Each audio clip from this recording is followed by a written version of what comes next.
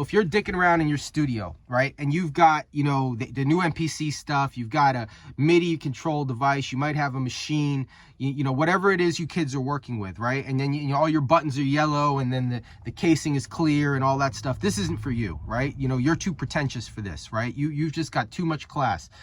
But if you're somebody who just wants to make some raw hip hop, right, this is absolutely for you. If you're a kid who's only been working with computer programs up till now, and you can sense in the very fiber of your being that what you're doing is fucking corny with your drum kits and all your dragging and dropping and stretching and mouse clicking, you can just feel I'm doing something fucking corny and fruity as hell by doing this. If you feel that way when you're doing it, like every time you click, you're like, ugh, it feels like I'm touching a ball.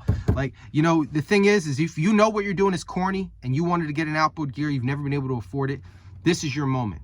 This is your moment to pick up something and feel a little bit or a lot bit like how we felt back in the day. Because when I play with this, I feel a lot like how I play with my SP-1200 or my MPC. It's not for, you know, people, you know, producers with wings, you know, who want everything to be just so and customize every little fucking thing like no hero producer from my time ever bothered to do. So if this is like the male equivalent of getting your nails done, right, when you want to do every little thing with your beat machine, that's really not what this is for. This is about getting down and dirty, taking your samples, having to take back doors and having to cut corners in order to make it all work and make it all come together. But those limitations are what creates great hip-hop production. And today what I'd like to talk to you guys about briefly is the Teenage Engineering EP-133 K.O.II. That's a lot in a title, so I'm just going to call it the K.O.II. I never had the Teenage Engineering Pocket producers. I've never tried to use one. I'm known in the beat making world for somebody who absolutely hates computers, right? So upstairs I've got a MacBook Pro and I've got a MacBook Mac desktop, right? And everything's working. And the way I see it, I'm traveling, I'm doing businesses in other parts of California. But when I'm places like this with my MacBook Pro and my desktop, the way I see it, I don't have a way to make beats, right? And most people say, well, of course you got a way to make beats. You could download such and such. I can't even tell you what they are because I don't give a fuck, right? I'm not making beats on a fucking computer. I'm not pressing the keyboard down or the mouse down instead of a drum pad. So if a young producer or an old producer who hasn't produced in a while or he wants to get back into the game, this is the first thing that I would recommend to them. Firstly, because the batteries, the AAA batteries you put in here really do last 20 hours. And that, you know, you can be playing it through your monitors, you can be playing it through your car speakers, you can be playing it through studio headphones. It really does last 20 hours, right?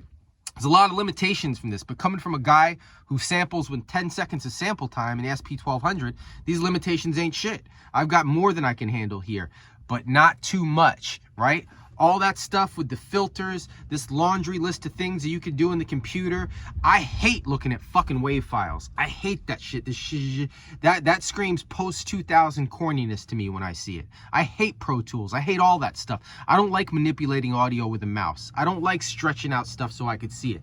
I like blurry numbers like an SP-1200 or like an early MPC 60, right? And this doesn't have any kind of interface that's gonna piss me off, right? It's like, you know, the menus are easy to use as long as you can use a shift button, right? And it's also very easy to learn. So even somebody that's you know, an old head like me who is completely, you know, inadvertently not interested in anything modern, right? This is something I learned overnight, right? You can sample a variety of different ways.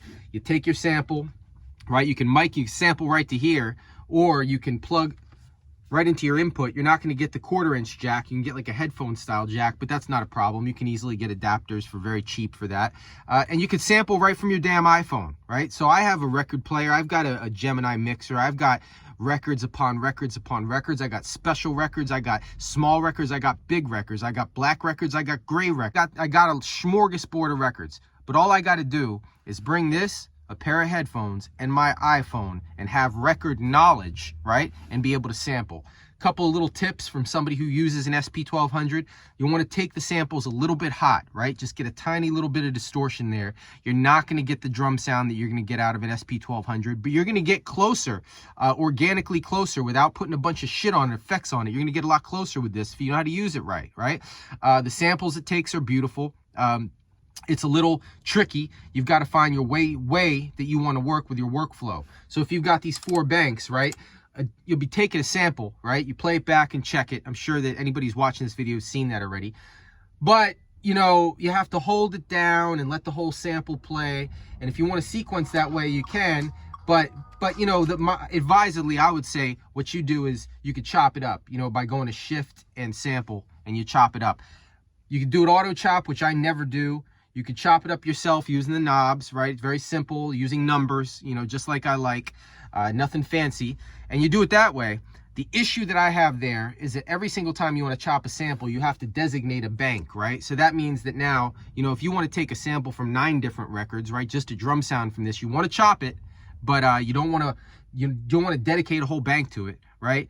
You know, it gets a little tricky doing that. Then you have to sample on the fly and catch it just right on time. Or you have to find other little tricks and workarounds in order to make that work out. But everything I've used this for, I've probably taken about 60 seconds worth of samples across 4 different projects. And I've still got sample time. I did hit a wall. I hit my sample time about a week and a half ago, and I had to go back and start erasing stuff.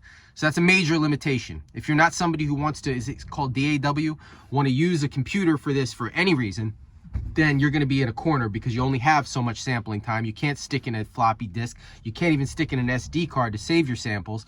And it's just kind of what you got is what you got. There's 9 projects, and you know, there's a sound menu where you can go through every single sound. They've got a whole bunch of onboard sounds that I just immediately erased when I got in here. I kept a couple of the drums, and then I started filling it up with Substitution, Impeach the President, Apache, and everything else I could think of, right? So, you know, the thing is for somebody who's just starting out, if it's either this or the best free computer program, I would go this all day long. If somebody who actually wants to learn how to make beats and press a drum pad down and be a part of the culture and participate in a way that at least resembles how we did it when hip hop was at its very best, get this over any program. The most expensive, the cheapest. This you can hold in your hands. This you could connect an iPhone to. This, you don't have to have a super nerdy, computer literate person. Somebody in the 80s, when they were making no half-stepping and all that shit, they could have picked this up and figured it out, right? Without having a whole bunch of other stuff in their world. They're having to, you know, associate with people to teach them how to use a computer, or even have to have a computer. They could just have this. And this retails for so much less than an SP1200 or an MPC 60 retailed for back in the 80s and 90s, that this is affordable in a way that it's never been affordable before, to get a piece of outboard gear where you can actually finish a cut and you know, of course it's going to find its way back to the computer at some time or other. You know, you do your outputs, and you know, you could put it on your monitors, or you could output it to a sound card and put that right into your computer. Of course it's going to find its way there, and you're going to end up having to look at a WAV file. But all the way up until that point, it feels like I'm working back in the day. I know it kind of looks like a calculator, but the vibe of it, right, the feel of it, and the workflow of it is very reminiscent of old school machines, right? And you know me, I don't like anything new, but I really do like this. And I've found my way with it. You can do effects after you've actually put together your joint, and you can look at some of my other videos where I'm experimenting with this. You could use your effects in real time, right? So back in the MPC days where you have to drop this out, drop that out, you know, try to apply this effect, that effect, plan ahead of time.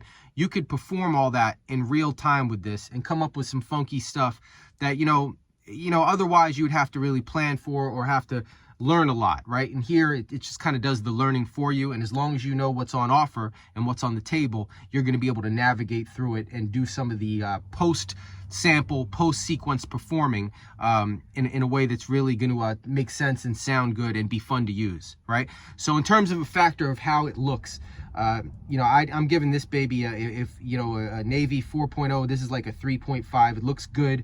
It feels good. 3.5.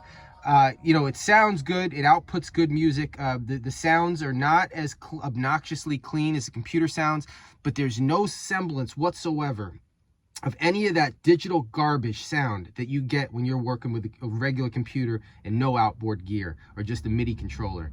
You're hearing samples. It sounds like samples. I do not get down into the dirt and, you know, touch the metal when it comes to exactly what the sample rate is. I go by ear, and this is perfectly acceptable to me. If you take it hot, you know, there's a couple of different you know, not just can you use these effects in real time, but there's different effects, compression, delay, reverb, and all that stuff that you can experiment with if you want to. Many of us are going to end up putting this out to a mixing board, right, and separating it out into tracks.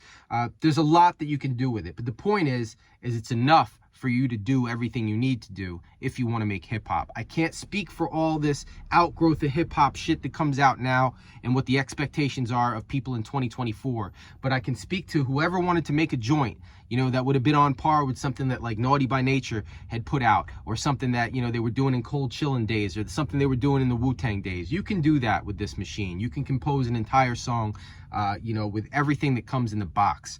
Right? So I truly think that this is for the children, right? Any kid who's a hip hop kid, who's been using the computer because that's all they got. They've never been able to afford even like a used MPC 2000 XL, but they can scrape together $300 and get a piece of gear. I think that even though that this is substandard in its build in a lot of different ways, in the most important ways, this thing really stands the test, right? As far as standing the test of time, how long it'll last, how this build quality is going to affect if you travel with it or if it drops, that I can't say. You're definitely at a higher risk with this than you would be with one of those heavy machines you're going to be leaving on a desk most of its lifespan, right? But $300, right? If you're looking at that, it's almost a disposable keychain beat maker. So you could work your heart out with it for a couple of weeks. Shit, man, you know, a couple of weeks worth of producing, if you're doing your thing, that's worth $300, right?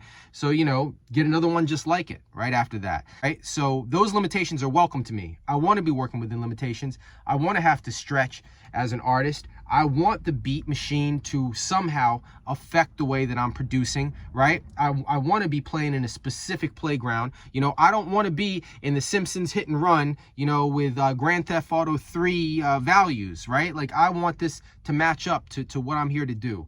And the spirit of hip hop runs through this in the sense that you can really make, you know, you hear all those stories about the SP-404, whatever MF Doom was using. He's on the run, the cop's got his gun. You know, he's out there producing these songs like on MM Food and these other joints on the road, right? I'm in an RV right now. You know, I got a business up the road. I got property 5 hours down the road. I got another business 2.5 hours this way.